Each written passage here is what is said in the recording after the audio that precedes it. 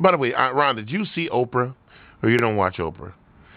No, I saw where they had like 200 guys in the audience with their pictures. Yeah. I saw part of that. The 200 men that have been molested as boys, yeah. Did you see the one when they had there was 2 episodes he did so far. Did you see the one episode where they showed the twin boys who they said that the priest would tell their parents they had to do some, service at the church, and when the boys got there, it'd be just 3 or 4 priests in a room that had taped them down to the ground with electrical tape, taped their legs open, and then raped them. Jeez. Yeah. In the church, right? In one of the back rooms of the church. Yeah. I can't believe that those priests believe, number one. But on the other hand, what other way could you even get 3 people to agree together other than through religion? Yeah.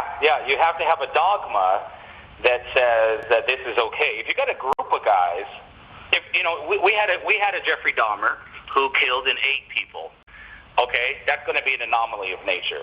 Now, if we found out that Dahmer had a group, there were 20 people that killed and ate people together, well, then somebody got into the brains of the other people. The odds that Mother Nature genetically gave 20 people together the taste for a human bicep fried in peanut oil is just, those odds don't exist. You know what I mean? Like, that taste. Bad buy. Yeah. I like to eat the meat off the knuckles. But to have 2, 3, 4 priests all in on it together, they are not genetically predispositioned by their birth and their molecules to do that. That they had to get reasons from something, from a book, from someone else, to be able to circumvent the natural human sense of do not hurt a child.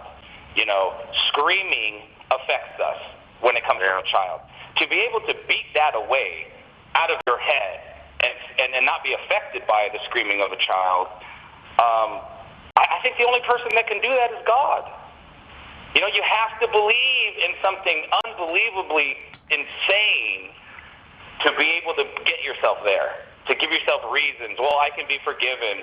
Well, look at all the stories where these people did this in the Bible. Maybe they had the same devils and the same tormented spirits that I have as a priest. So let me go ahead and enjoy this young boy.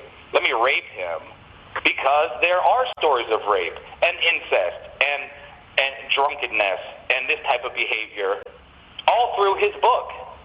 So it's not that difficult to be able to do it. Whereas for people like us, to even do that, to even participate in the ultimate crime means you got to commit suicide. Who normal would do something like that and not want to kill themselves or not turn themselves in or not just? And yet these guys have hundreds of cases pending. Hundreds. They were able to do it over and over and over again, victim after victim after victim, and never did Jesus grab their heart and squish it dead. Right? Why wouldn't he do that? When this guy is in full control of all the parents and the entire congregation, why haven't these men been struck down? And because actually when they're found out, the Pope will move them to somewhere else and protect them. 10,000 cases. 10,000 cases. 10,000 documented cases around the world. That's a lot, man.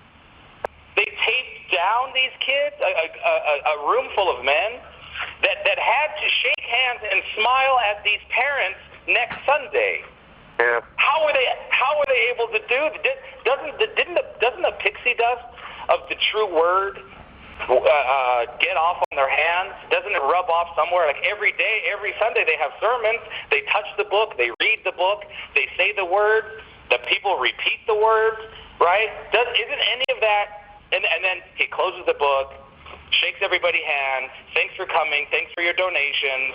And then goes in the back room and ties down one of the parishioners' children to the floor with duct tape and rapes them. What's not? How this book not emanating greatness and good? How does it not stain his fingers and get on his clothes?